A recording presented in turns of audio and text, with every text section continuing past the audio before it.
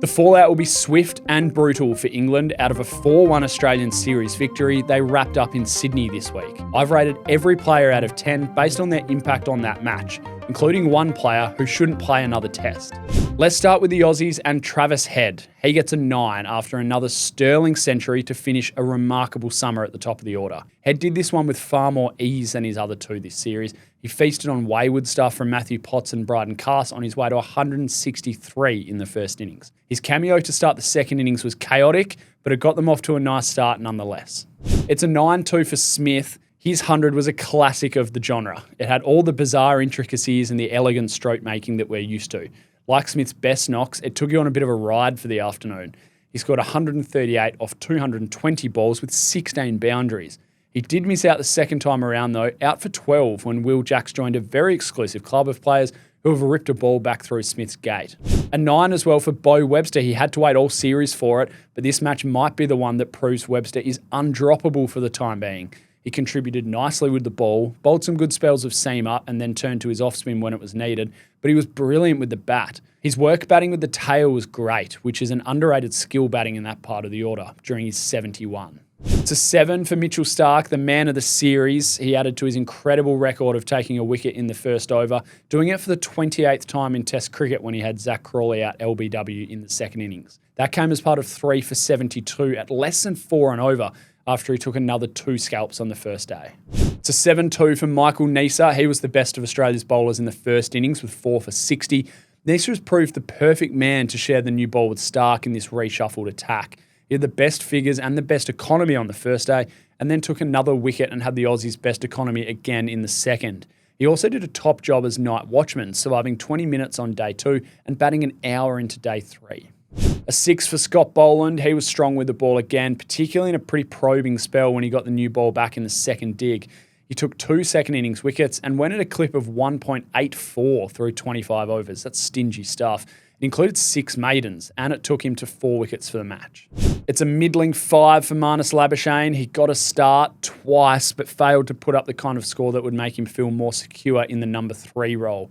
He reached 48 before he was caught in the gully trying to drive Ben Stokes in the first innings, and he ran himself out when he charged down the wicket after hitting it straight to a fielder on 37 in the second innings. Alex Carey gets a 5 as well. He rounded out one of the great wicket-keeping series you will ever see with another flawless effort with the gloves. One of the quiet highlights was a Cam Green bouncer he somehow managed to leap up and catch after it flew past Ben Duckett's lid. He made 16 in both innings, but was aptly unbeaten when the victory was sealed. Cam Green gets a 4, another match, another start, another disappointing dismissal for the West Aussie.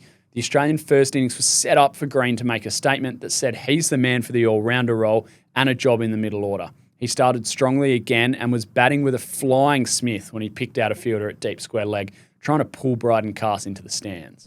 Jake Weatherald lands a 4. He started fluently in the second innings, but Weatherald really needed to be the man to get the chase home safely on the final day. He instead made 34 off 40 before Josh Tongue got him. That knock and his first innings 21 continue a worrying theme that could have him out of the side when they next play. For the final time, Usman Khawaja gets a 2 in what was otherwise a perfect week for him at the ground his champion career had revolved around. Khawaja didn't quite get the final scores he would have liked with the bat. He got to 17 before Carse trapped him LBW in the first innings, and he chopped on for 6 in the second. Jacob Bethell gets a 9. This was one of the best coming-of-age centuries you'll ever see. We've become desensitised to crazy hundreds at faster than a runner ball thanks to soaring scoring rates all over the world, but this was a classic balance of temperament and class. Some of his square drives were picture perfect but brutal, and his straight drives were just as nice in his second innings 154. He missed out for 10 in his first hit, but also contributed with the ball, dismissing Travis Head on day 2. It's a 9 as well for their other centurion, Joe Root, who also went big once and missed out in his other attempt. Root's 160 was another masterful piece of proof that he really is one of the world's great batters. He brought a sense of calm to an otherwise frenetic innings to bring up century number 41, drawing level with Ricky Ponting. He made 6 in the second innings and did bowl a few handy overs when the deck took some spin later on. Harry Brook gets an 8 for easily his best performance for the Ashes series, but after a frustrating run of middling scores, he would have loved to have partnered Root and turned this into a big ton. He made 84 in the first innings, which was his best score for the series, while riding the wave with Root, and 42 in the second. Kudos to the way he helped Bethell navigate his way through the 90s as well. Josh Tongue gets a 7. Alongside Bethell, Tongue gives England something to build on when they dissect the rubble of this series. He took 6 wickets for the match, 3 for 97 in the first innings, including his team's best economy, and 3 for 42 from 11 in the second. He even graduated to the new ball on the final day, which looked a no-brainer. He even hit Mitchell Starc down the ground for a nice boundary with the bat as a sweetener. A 6 for Jamie Smith. His glove work has improved throughout the series and he looked more in control in the field in Sydney. Plus, like so many of his teammates, he almost went on with it with the bat. He made 46 off 76 in the first innings in a more disciplined show with the stick, then 26 in the second after being slid down the order.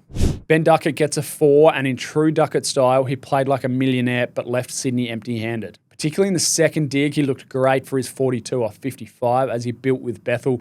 Then he tried to cut a ball that was too close to him and chopped on. He dropped a catch at mid-wicket to give Jake Weatherald a reprieve as well. It's a 4-2 for Brydon Carse. The common assessment of Carse is that he works hard and continues to charge in all day. To his credit, he did it literally all series, but the actual output hasn't been great. He took 3 for 130 from 27 in the first innings, but that included the night watchman, Usman Khawaja, and the battling Cam Green. He was wicketless after an 8-over spell on day 5. It's a 3 for Will Jacks. The part-time spinner took a wicket in each innings, but he went at 6.63 and over in the second, even while the wicket was taking some spin. His dismissal for a second ball duck in the second innings will go down in infamy as one of the biggest brain fades ever in Test cricket. He was elevated above Smith and the injured Ben Stokes in the order, then launched a ball off medium pace of Beau Webster to the fielder at mid-wicket. Stokes himself gets a 2. The long and draining series got the better of the lion-hearted England captain in the final test. He made an 11-ball duck in the first innings and scored just 1 in the second. After taking 2 wickets with the ball in the first, he limped off with an injury and didn't bowl again. Somehow, though, he did find time for a blow-up with Marnus Labuschagne. It's a 2 for Zak Crawley. The misfiring England opener was trapped in front LBW by Michael Neser for 16 in the first innings and managed just 1 in the second. He had his pads blown off a few times in the back end of the series, so it was a pretty familiar dismissal. Matthew Potts gets a 1. The SCG is where average England Test careers go to die, and unfortunately, Potts would be very lucky to play again after this. He was treated with the ease and disdain of a club bowler by Australia's star batters in the first innings, carded for none for 141 off 25 overs, going at an ugly economy of 5.64. Then he didn't get a bowl on the last day at all. The only thing saving him from just our second 0 of this series is his 18, batting at number 10, to help England build some sort of a third innings total.